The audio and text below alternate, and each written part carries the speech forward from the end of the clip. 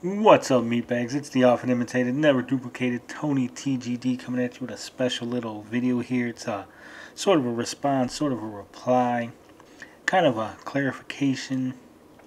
You know, my buddy Andrew, he's on the Angry Gamers Podcast, Angry Wargamers Podcast. Sorry, it's late, but yeah, he's on the Angry Wargamer Podcast, and on episode 40, they did a little thing about journalistic integrity. They were talking about games journalism, and they went on a couple little rants. I will link the video so you guys can go ahead and listen to it yourselves. But they went on a couple of rants, and now Andrew, my buddy, he wanted me to get on the following week on episode 41 to give my take, maybe clarify some things they might have gotten wrong, correct some things that they got wrong. But unfortunately, due to the fact that we both record on the same day, Saturday, I was unable to do so. So I told him, I said, I'll listen to it. I'll do a video reply to it. Give you my take, my side of the story. Hopefully that's good enough. Hopefully him and his buddies watch the video. They hear what I got to say. They understand, where they might have gotten wrong. Now, I will say that they were correct in spirit. They have the right attitude. They want to hold games journalism and games journalists accountable for their actions. They want them to be better, do better. But there's a basic misunderstanding as to what exactly video game journalism entails, how reviews are done, how things are handled. A lot of behind the curtains type things, so I'm going to peel back the curtain. I'm going to expose some of the little secrets. We're going to get into it. Now, right off the bat, I got to say that it's not professional journalists, professional games journalists that you guys are angry and upset about.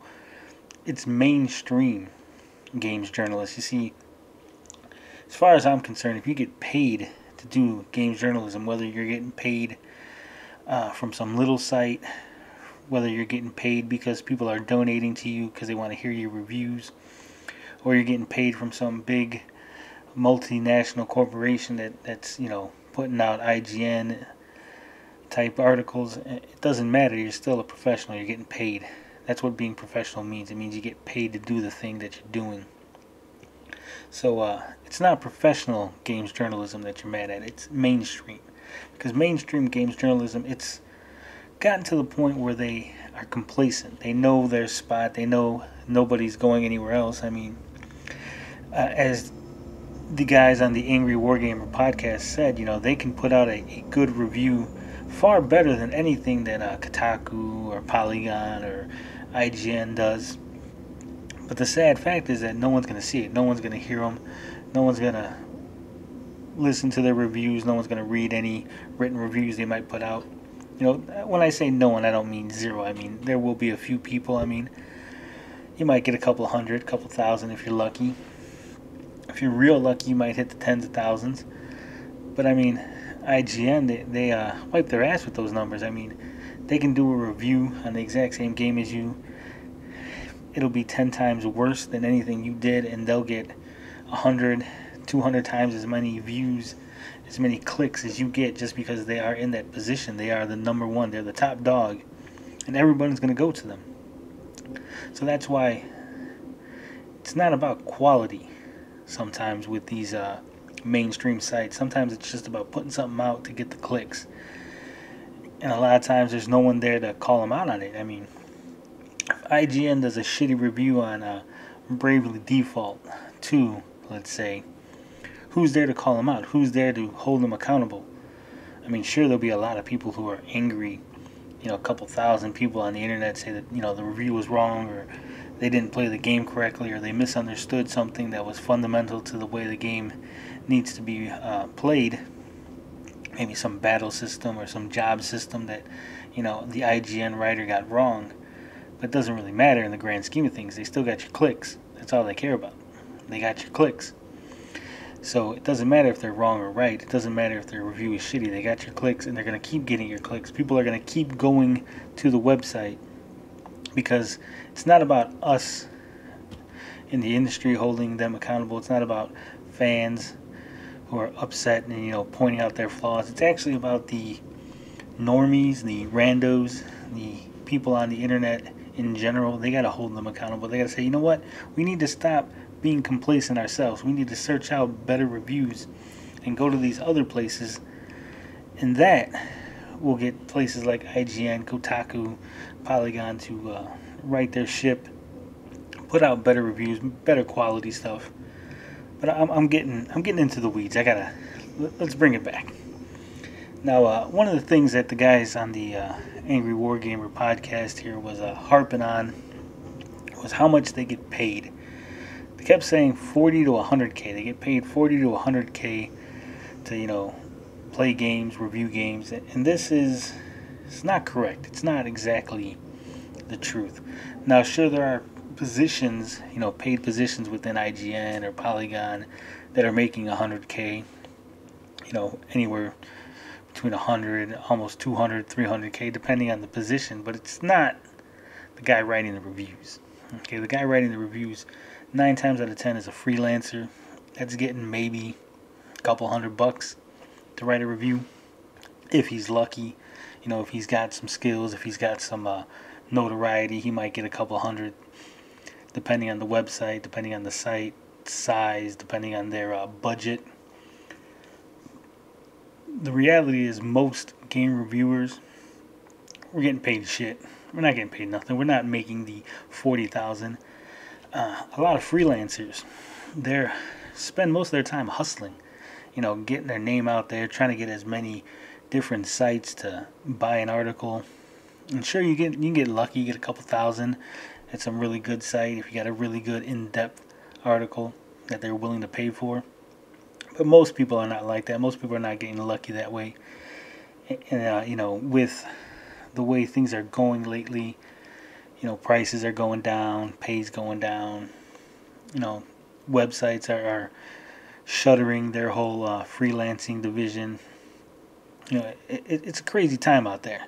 So getting these, you could theoretically, make 40K a year freelancing if you're really, really good at it and you got some connections and you really hustle. But a lot of times you're not.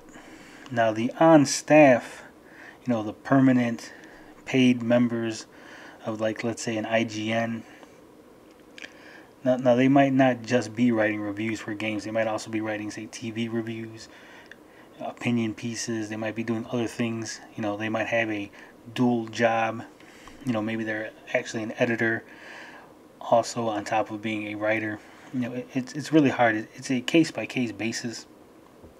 So, so you got a lot of generalization in the Angry Wargamer rants, but it's not a lot of. It doesn't really apply to a lot of people specifically. So it's not this glamorous. People are making 100K to play some Sony PlayStation 4 games, and they're just half-assing it. No, it's usually not the case. And in fact, some people are actually only making about 16 grand a year working at these sites. Now, there is a certain percentage of games journalists that are basically trust fund babies. They have money. They don't have to do this. This isn't like something they need to do. So yes, so those people are probably really lazy at their job. And there's probably a percentage that are, college kids or young kids that don't have families to feed. They don't have mortgages. They don't have, a lot of expenses, a lot of bills. So it might seem like, to them that's a lot of money, but the reality is it's not. And you also got to factor into where people live. I mean, 40K might go a long way in Idaho, but it's not going to go as far in, say, New York or California. So you got to keep that in mind when you start talking about what people make doing this. Now then, you guys went on an easy mode rant. I think that's a separate video in and of itself, so I'm going to not talk about that. I'm going to put that to the side for now. Maybe I'll do a video on that. But there was some good points. I mean, if you watch the video that I'm going to link, they made some good points about easy mode and what it means and why games journalists like it. Now, the thing that really stood out to me was when you guys were saying that games journalists need skill. You got to have skill in order to do your job. Well, here's where I'm going to disagree with you, gentlemen.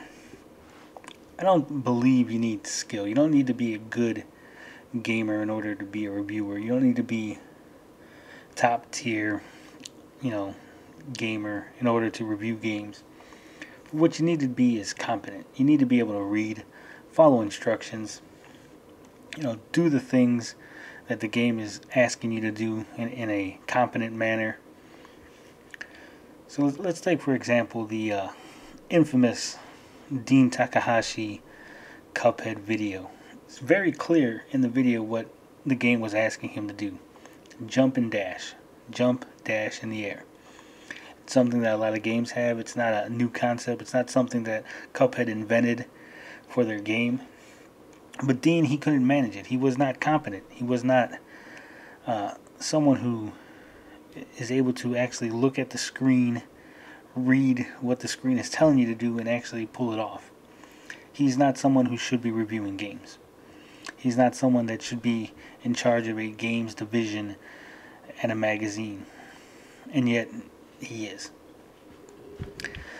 Like I said, you need to be competent. You need to be able to go in there, read the tutorial, play the game, play the game correctly the way it says, the way it's asking you to play it. And at the same time, you also need to be able to articulate the experience you're having. You need to be able to tell the audience, this is what I did, this is how I did it, this is why I did it, this is what the game has required of me. You need to be able to express your experience with the game to the audience in an entertaining and informative manner. I think that's key. There's a lot of people that can play games, but there's not a lot of people that can talk about games. There's a lot of people that can talk about games. There's not a lot of people that can play games and talk about games. So you got to have that dual skill. I know it's weird. I know it doesn't sound like it makes sense. But if you try to actually review a game, if you go ahead and sit down and play a game and then, try to write up a review, you'll realize that sometimes it doesn't click. It's not as easy as it looks. And I think that's a big takeaway you guys got to understand. It's not just playing a game and then writing up your experience. You have to play a game. You have to take notes. You have to pay attention, listen. You have to go back in, redo things.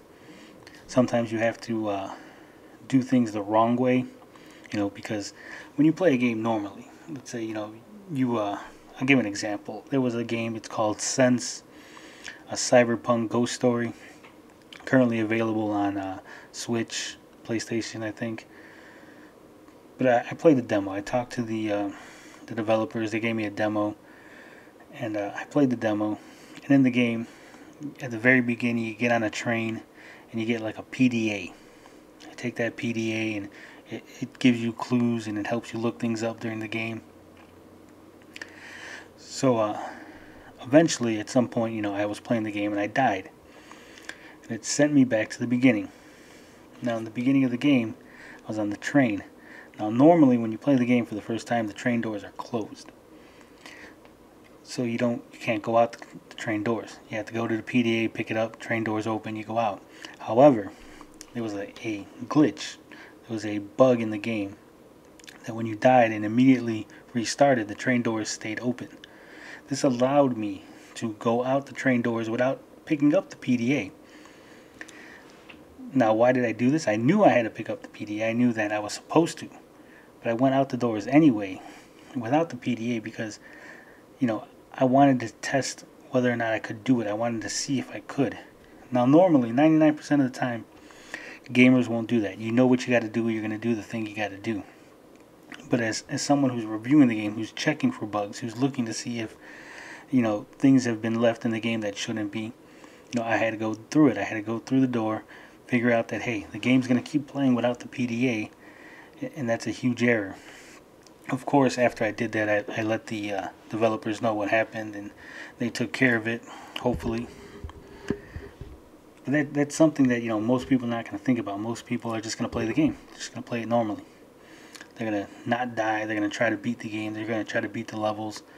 Not do anything silly. Not do anything funky.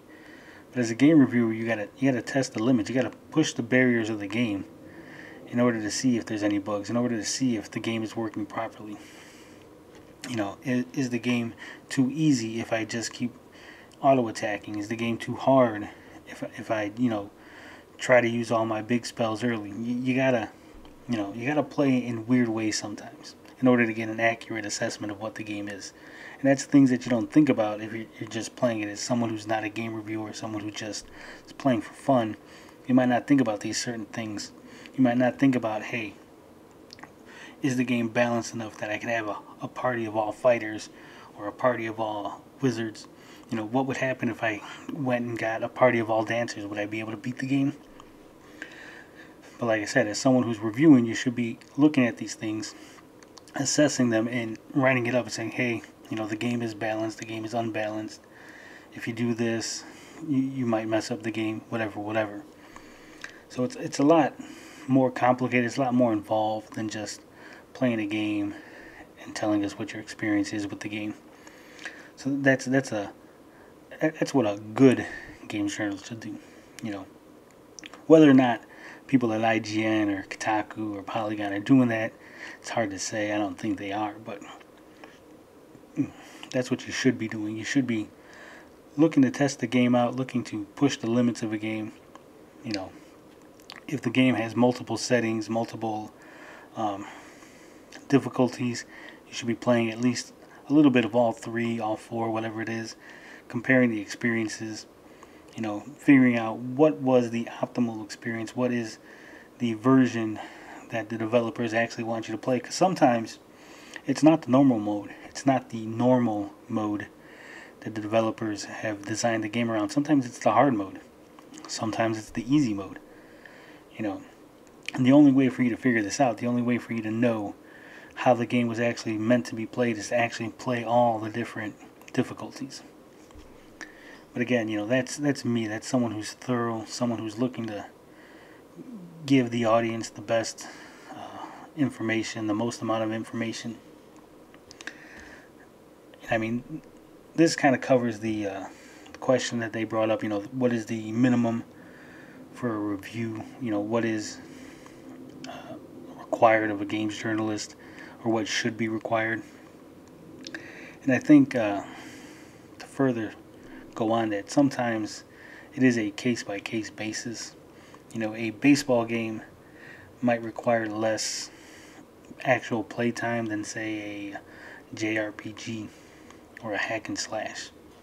You can play a full game, maybe 2 or 3 games, and know all the mechanics of the baseball game. You know all the intricacies, because it's just baseball at the end of the day. Whereas something like a Skyrim might be more involved. You got different classes, you got different spells, you got different weapons. Whereas baseball, like I said, is just baseball. Now, sure, there's going to be some people that are going to tell me how involved some of the baseball games are and how complicated some are. I don't play them, so I was just generalizing myself. So don't come at me. I don't want to hear in the comments how baseball games are complicated. I don't care. But that brings me to another point. Sometimes someone who's not good at a particular genre or a particular type of game, or someone who doesn't have the same level of skill, this actually could be a helpful review. It could be a better review.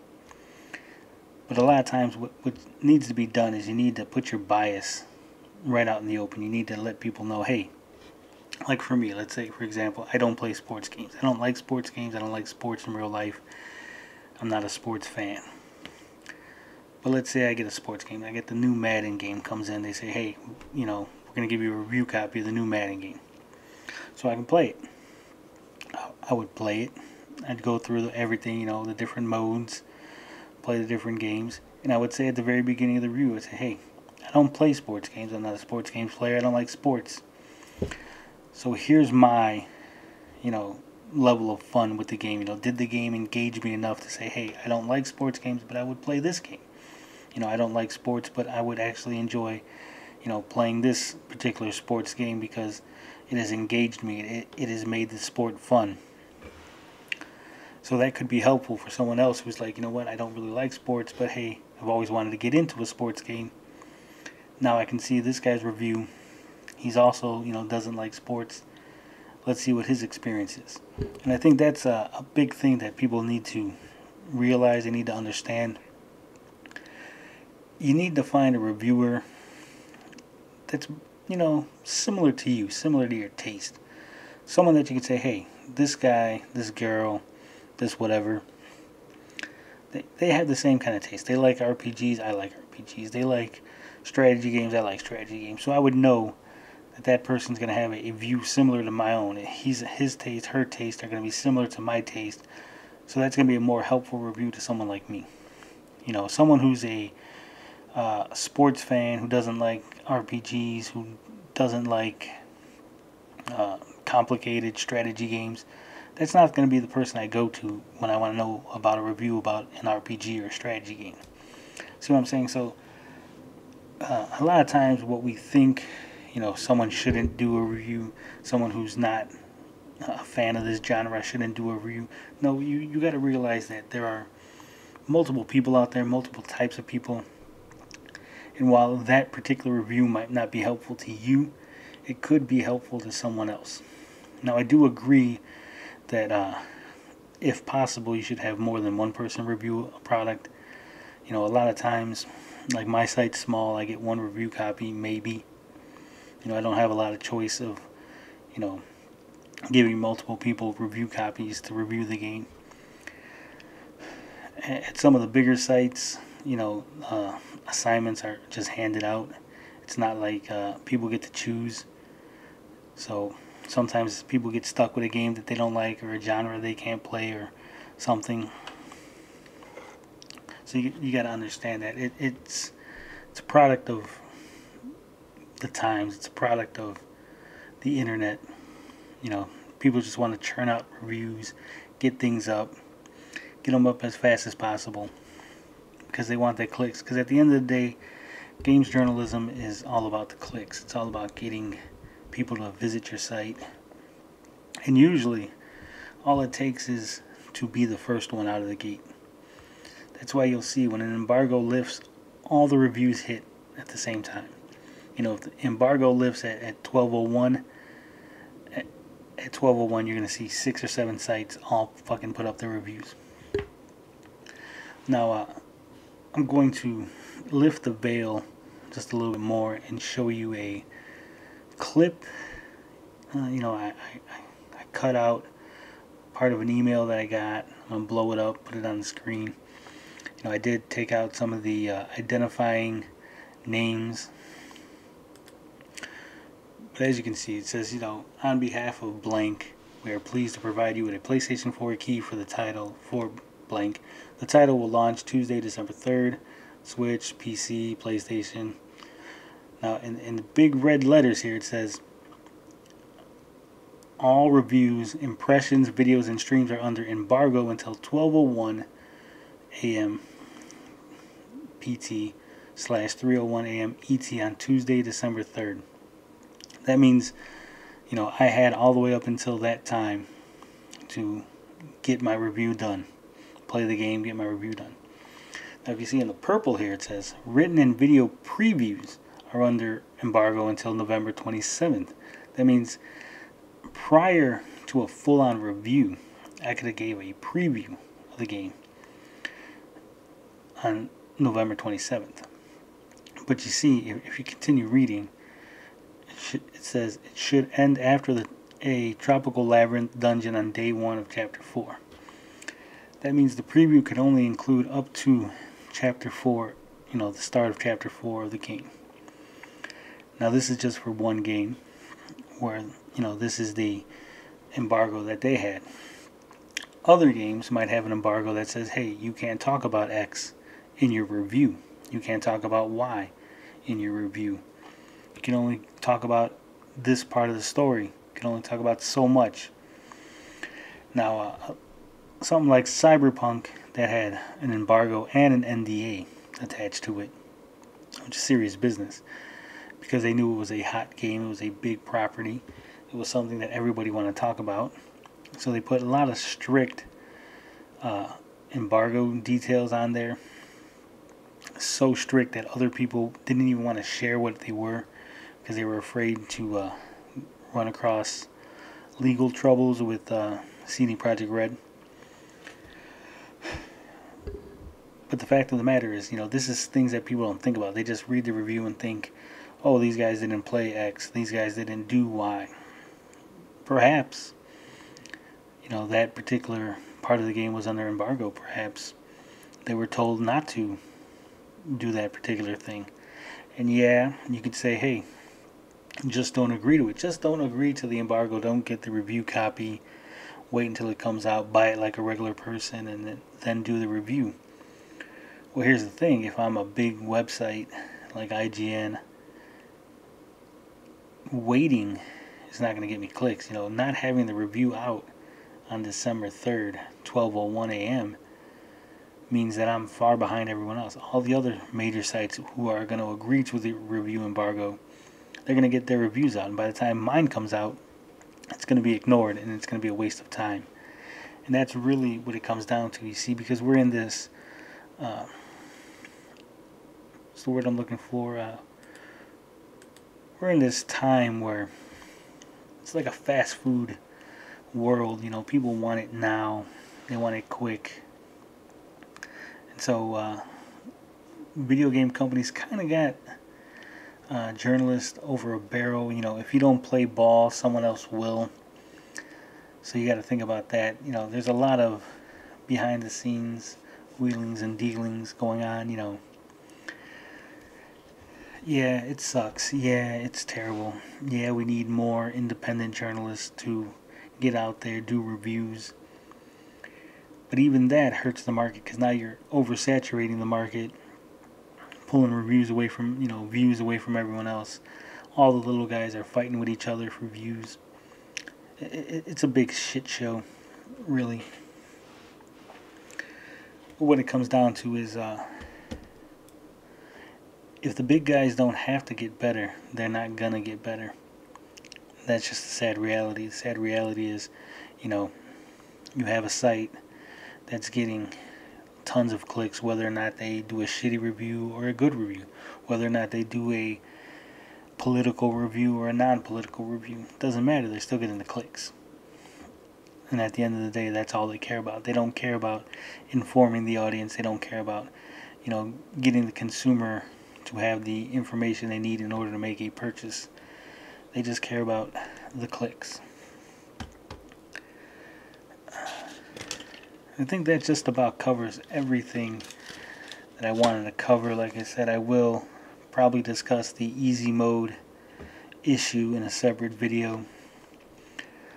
Hopefully, I've shed some light on some of the things that you might not think about as far as games journalism is concerned. Like I said, at the end of the day, these big sites, they just want clicks. They just want your views. They're not going to get better.